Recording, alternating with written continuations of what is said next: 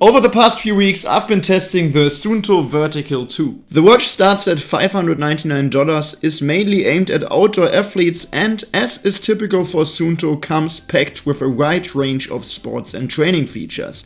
Overall, quite a lot has changed compared to the Vertical 1. In this video I will show you everything you need to know about this watch, and we will talk about all of its pros and cons so that by the end you know exactly whether the Suunto Vertical 2 is the right choice for you. So let's get started, have fun.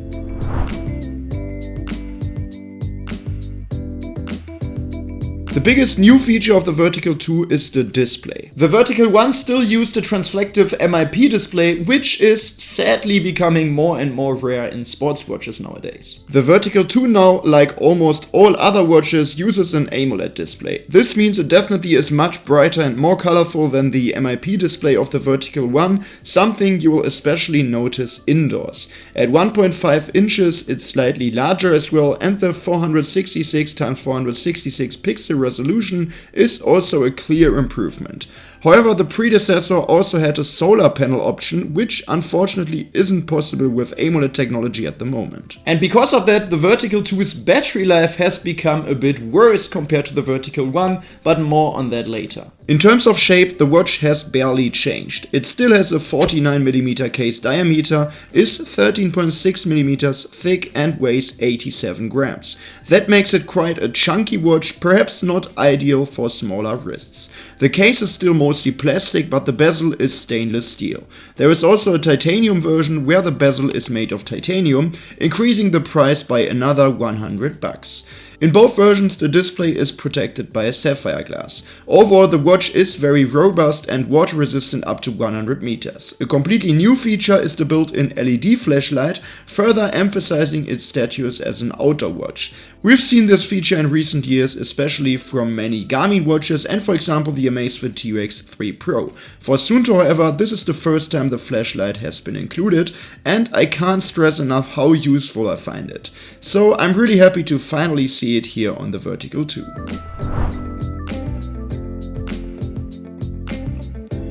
As mentioned earlier, the Vertical 2 has a worse battery life than the Vertical 1, which is mainly due to the new AMOLED display and the missing solar feature.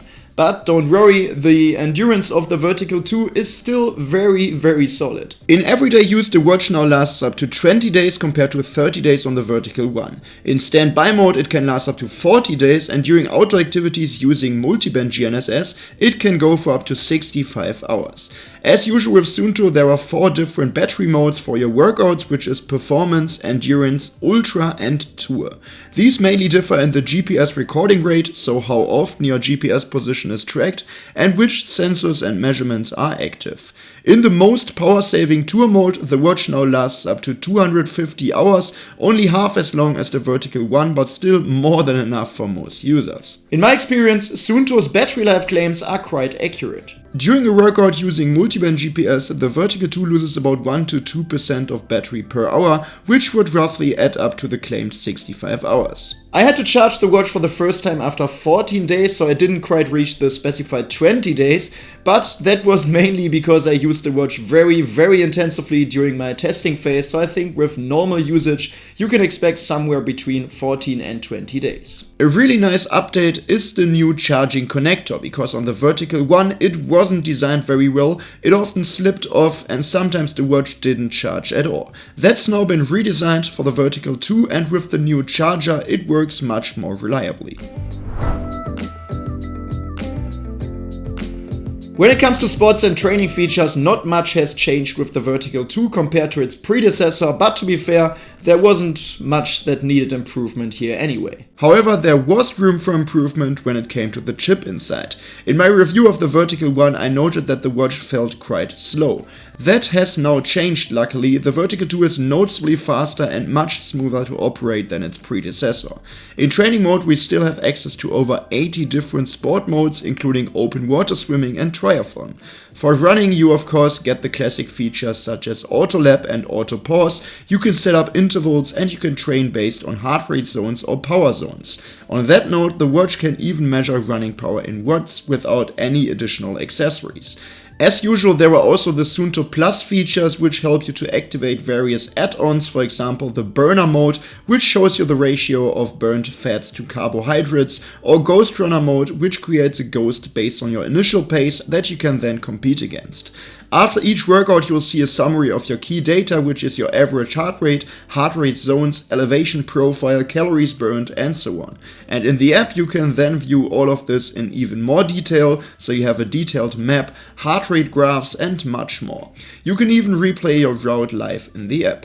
In daily use, the watch tracks your heart rate, steps, calories, and so on 24/7, of course. It can also measure your blood oxygen saturation. Along with all that, you will find your resources, which work similarly to Garmin's body battery feature, essentially showing your remaining body energy reserves. This value depends on your training, recovery, stress level, and sleep quality. The Suunto Vertical 2, of course, also offers sleep analysis, including sleep stages, resting heart rate, blood oxygen level, and heart rate variability.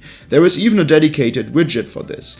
For training analysis, there is another widget for the so-called TSB, which stands for Training Stress Balance. To understand that, we first need to take a look at the TSS value. After each workout, you receive a Training Stress Score, or TSS, which reflects how demanding the session was for your body based on intensity and duration. This can take into account your anaerobic threshold and your VO2 max, which the watch can also estimate. From all these individual TSS values collected over time, the watch then calculates the so-called CTL value, which is your chronic training load.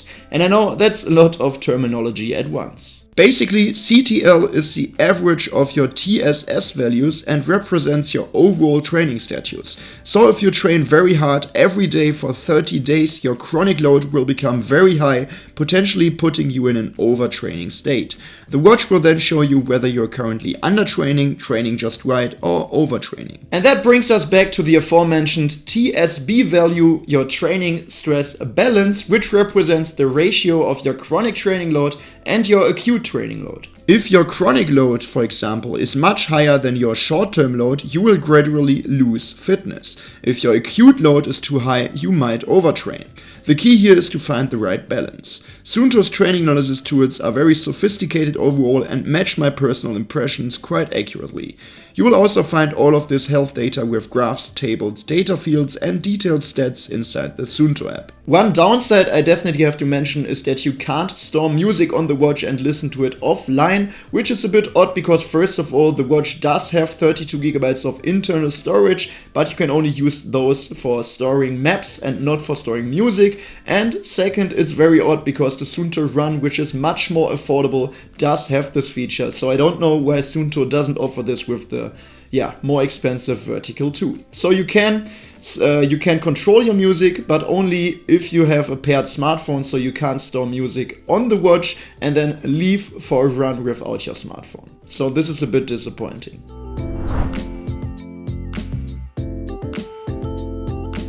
As its predecessor, the Vertical 2 once again offers multiband GNSS and it supports 5 GNSS systems, so of course GPS, and then also GLONASS, Galileo, QZSS, and Beidou. Just like with the Vertical 1, this watch is once again very accurate. All of my routes were recorded with great precision, whether I was in the city, in more remote areas, or in the forest. For navigation, we again get topographic maps. Unlike with Garmin, you don't see street names or other labels on these maps, but you can still see all the terrain details and clearly recognize your surroundings.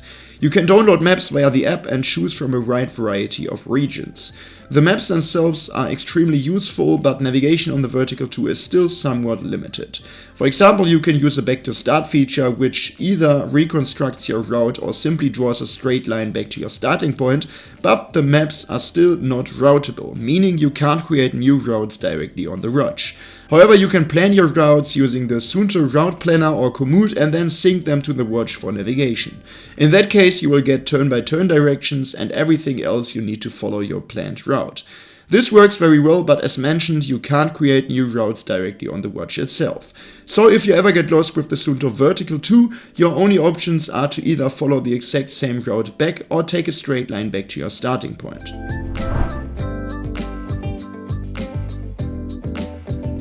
The optical heart rate sensor on the back of the case is new compared to the Vertical one, but it's the same sensor that's already used in the Suunto Race 2. In my test of the Vertical one back then, I didn't really have the most accurate heart rate measurements, so I was very curious to see if the new sensor could get me some more accurate results. While running, I occasionally had minor issues, as you can see here of this session. At this point the curve deviates slightly from the chest strap.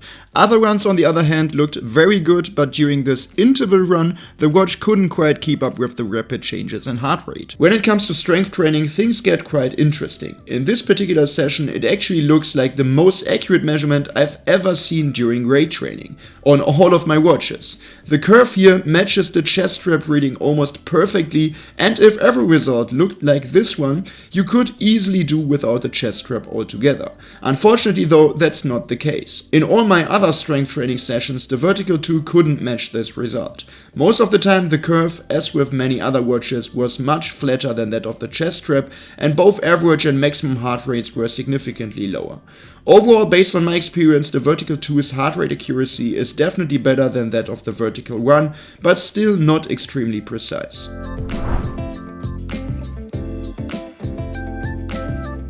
To sum it up, I think we can say that the Suunto Vertical 2 is a very solid sports watch once again.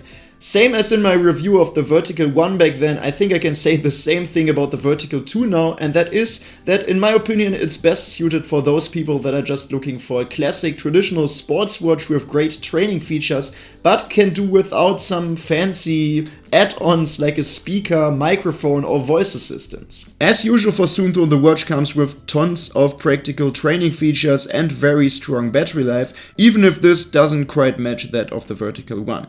The biggest new feature is definitely the AMOLED display, and you could actually call the Vertical 2 the Vertical AMOLED, since apart from the display, the flashlight and a few minor tweaks, not much has changed. So if you already own a Vertical 1 and are happy with the MIP solar display, there is absolutely no reason to upgrade.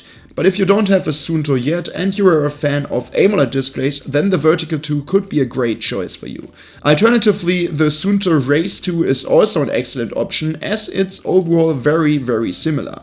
I'm currently working on a comparison video between these two watches as well, so make sure to subscribe to the channel so you don't miss that and much more. Otherwise, let me know in the comments section down below what you think about the new Suunto Vertical 2. And if you found this video helpful or interesting, you could really support me by giving this video a quick thumbs up.